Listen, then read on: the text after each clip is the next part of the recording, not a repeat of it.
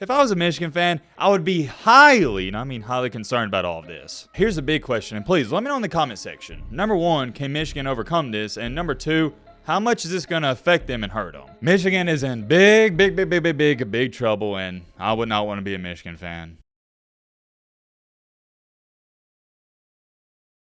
Ladies and gentlemen, boys and girls, strap in, buckle up, because this is going to be a very, and I mean a very interesting video to say the least. We got a lot to talk about, a lot to go over, and I'm excited because it involves no other than undefeated Michigan. And we're going to talk a little bit about the playoff because, well, it just goes hand in hand with Michigan because obviously they're in the playoff. And before we go any farther, hold on, just clap it up to the entire Michigan fan base. I'm happy for you. Yet again, another undefeated regular season. I know they had the whole cheating scandal going on, and a lot of people hate them for that, but to me, I still gotta give the players and the entire coaching staff a ton of props and a ton of credit. And personally, I've enjoyed watching Michigan win all their games because ever since the beginning of the season, I've had them in the same position. I've had them ranked number 2 all year long. And what did everybody tell me all throughout the season? Matt, you're tripping. Ohio State's better than Michigan and blah, blah, blah, blah. You know how that goes. And I tried telling everybody ever since week 1 that Michigan was gonna beat Ohio State, but they didn't want to listen. And fast forward time until our current day, like I just stated, they're undefeated, had a great season, and I did want to give them their props before we go any farther. They've had a great season, that's all you need to say, and y'all know how much I love JJ McCarthy. I've been advocating for him before he was even starting. I could sit up here for the next 8 to 10 minutes and rave about this Michigan team. I love everything about them. But,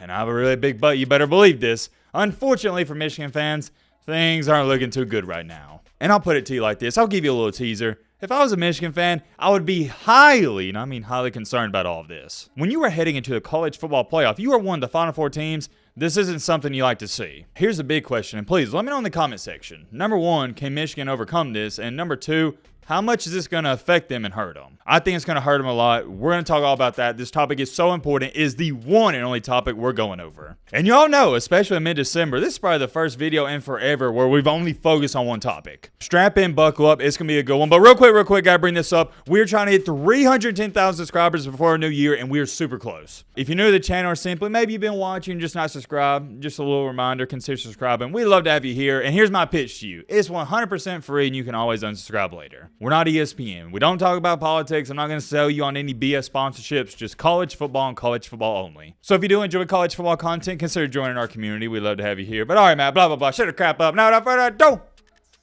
let's get into it. All right, first things first, starting things off. Last night, I asked you guys on Twitter. I'm curious. Let me know in the comment section. Who are Ohio State fans rooting for in this ball game? Michigan or Alabama? Because when I really thought about it, I was like, dang, that's got to be a lose-lose for Ohio State fans, right? Because number one, obviously, I know they hate Michigan, but number two, don't they also hate Alabama? Let me know in the comment section, Ohio State fans. And the reason I asked the question is because I genuinely didn't know. I thought Ohio State fans would probably be pulling for Michigan in this game. Or at least I thought it'd be split 50-50, but come to find out, no. Everybody said, nope, not rooting for Michigan. Roll Tide, want Alabama to win. And I guess this sums it up because most people said this. Shout out to Colin, by the way, for leaving this comment. No Ohio State fan in their right mind would root for Michigan, LOL. And I would love to show you all the comments, but that sums it up the best. And check out this. This got over 2,000 likes, and Ohio State fan said, I cannot emphasize this enough. Roll Tide in all caps. I'll give you my perspective. This is why it caught me a little off guard because y'all know I'm an Alabama fan, but more importantly, I'm an SEC fan. And I've made this evidently clear, and I'd say 80% of SEC fans do this. In the SEC, we go for all the SEC teams, especially in the bowl games. And for example, if Alabama can't win a championship and Georgia's playing in it, oh yeah, I'm going for Georgia. I want the SEC to win the championship every single year. There's a certain pride about it. It's hard to explain if you don't experience it. And it's not just this way in football. It's the same thing for me in basketball, baseball, football, everything, you name it. But Big Ten fans feel different. Here's what one of them had to say. No such thing as quote-unquote Big Ten football fans. We don't do that conference BS like those blanks in the SEC. I'll root for a team full of blanks and blanks before I root for blank Michigan. I didn't know it was like that, but I definitely thought that was interesting, and I wanted to share it with you guys. It's just funny how in different parts of the United States and regions, everything's so different. In the Southeast, everyone's rooting for the SEC, but up north, apparently and allegedly, there's no such thing as Big Ten fans. Definitely caught me off guard, but getting that out the way, moving along here to the main topic of the main encore. Well, it's the same thing, but you get what I'm trying to say. The main encore, the main reason you clicked onto this video. What in the world is going on with Michigan? As we all know, Michigan, they ran the table and they earned the #1 seed in the college football playoff. And guess what? They get rewarded by playing Alabama. I know, right? What a heck of a reward that is. And everybody saw Michigan's reaction when Alabama popped up. Let's just say they weren't too fond of that. They were, let's just say, disappointed. They much rather play Florida State with their third-string quarterback. And hey, I don't blame them. I'd be mad too if I was playing Alabama. I think we can all agree on this. If we was coaching a team, we'd rather play Florida State with their third-string quarterback than Alabama. Alabama just beat the #1 team in the country in Georgia. Why would anyone want to play them right now? They have the greatest coach of all time. I don't care how bad it looks. You can't count out and you can't bet against Nick Saban and Alabama. You just can't do it. I have 4 guys in sports I never bet against. Tom Brady, Tiger Woods, Nick Saban, and LeBron James. Never. You can't count them out, can't bet against them, because, like I said, they can catch lightning in a bottle. Whoa, hold on. I know what you're sitting there saying. Okay, Matt, that's all fine and dandy, blah, blah, blah, shut up. Why is Michigan in trouble? I'm glad you asked. Let me show you this just real briefly here. Take a look at their schedule right here. They beat the crap out of East Carolina, UNLV, Bowling Green, Rutgers, Nebraska, Minnesota, Indiana, Michigan State, Purdue. Kind of struggled at Penn State, still won. Then also struggled with Maryland. Beat Ohio State, that was a big time win. Then they crushed Iowa. And I'm not going to go through all this. I'll just pop it up for you right here and you can read it for yourself. Everybody was ranting and raving on how great Michigan's defense was this year, and here's what they ranked in all the categories. Not just a couple of these, but every single one of these stats you see right here, Michigan ranks inside the top 6 in the nation. They were outstanding, take nothing at all away from them, but let's dive a little deeper into this because there's more to this story. Do you know what East Carolina was ranked this year in total offense? 127th. Okay, they're not very good. What about UNLV? 46. That's not impressive. Bowling Green, 103rd. Rutgers, 120th. Nebraska, 116th, and Minnesota 122. They had a 4-game stretch where they didn't face an offense inside the top 100 out of 130 FBS teams. And some of you may be saying, oh, okay, well, yeah, that's kind of concerning, but maybe in the later half, the second half of their schedule, they face some tougher offenses. And no, not really, but I'll show it to you right here and you can judge for yourself. Indiana, 99th. Michigan State, 125. Purdue, 67. Penn State, 59. Maryland, 57. Ohio State, the best offense they face, 36. And we all know Kyle McCord and Ohio State's offense wasn't too lethal this year. And last but not least, Iowa. Sorry and sucky Iowa. And I know what are you sitting there saying? Well, Matt, are you really trying to tell me that Michigan's defense is not that good? No.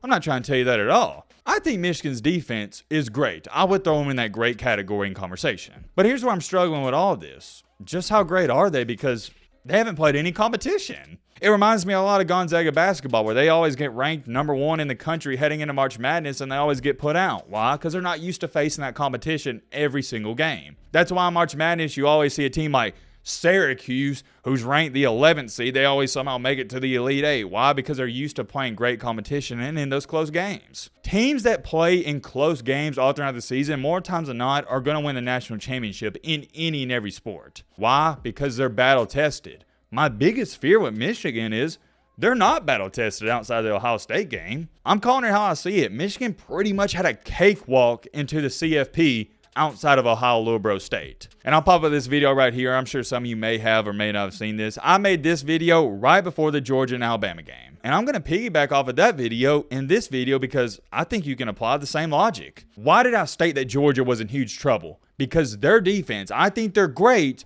but they have yet to play a quarterback who is as dynamic as Jalen Milroe is. The rest of the country should have been put on notice and worried when you had Urban Meyer stating that Jalen Milroe wasn't just the most athletic quarterback in the country, but he was the most athletic college football player in the country. Urban Meyer, keep in mind, this is a guy who has no reason to like Nick Saban. He played at 2 of Nick Saban's rival schools, Florida and Ohio State.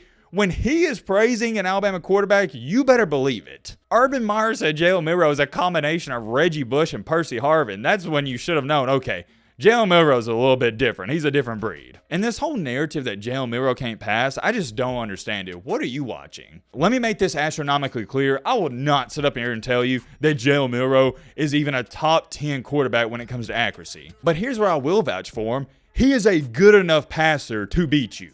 His short accuracy, not the greatest, and his mid-range accuracy, not the greatest, but when it comes to the deep ball, he's easily top 5 in the country. And as long as he's completing 1 out of 2 deep passes, and he's completing about 60 to 70% of his other passes, he will beat you if he plays his A game. Because guess what? Jalen Milroe has one big attribute that a lot of teams can't account for. And you know what I'm about to say. His legs. In every big-time game for Alabama outside the Texas game, it's what's won him the game, his legs. In the later half of the season, Jalen Milroe has turned it on, especially in the ground game. And Georgia tried. They tried their best. They put a quarterback spy on him dang near 24/7, and he was still outrunning the quarterback spy. And that's why I think Michigan's going to have a lot of problems, because I don't care who you put out there as a quarterback spy, he's not going to be a better athlete than Jalen Milroe. The quarterback spy may get a stop here and there, but you're talking about a one-on-one with Jalen Milroe, I'll take Milroe every day of the week. And we saw it in the Georgia game. Jalen Milroe, he stepped up a couple times in the pocket, and what happened? The quarterback spy stepped up, and he dumped it off to a running back in the flat for a 10-yard gain. That's huge.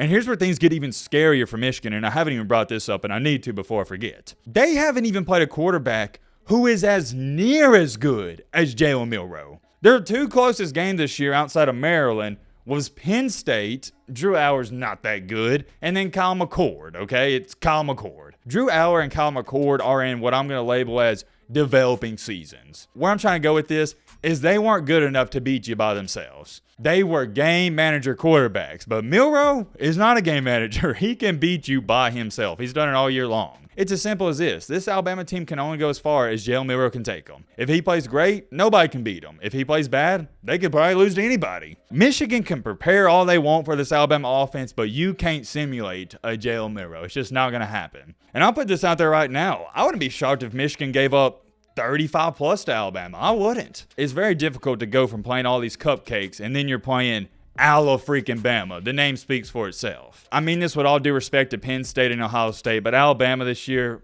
they're just in a different ballpark. They're a different beast. And Michigan may win this game, but I'll tell you right now, I don't think they're going to win it by defense. I think they're going to have troubles and fits all night long or all afternoon long whenever the game's played with Milroe. It's kicking off in that weird spot. It's not technically going to be a night-night game, but it'll be dark in the second half. You get what I'm trying to say. Ladies and gentlemen, boys and girls, this could be one of those games where Michigan, they get punched in the mouth and they never get up. They could be shell-shocked from the start. We've seen it before. Remember when Alabama played Notre Dame in 2012 in that championship game and Notre Dame was undefeated and then Alabama just punched them in the mouth and Notre Dame never got up? Yeah, you remember that. And you got to throw this in there, don't you? Alabama is used to winning playoff games. Michigan is not. I'm going to remind you, their last two appearances, they lost to the TCU team that got beat by 60 by Georgia. And then Michigan, ironically enough, got pounded and steamrolled by Georgia when McNamara was the quarterback. Michigan is in big trouble, and I would not want to be a Michigan fan. I'm curious. Let me know your thoughts down below. But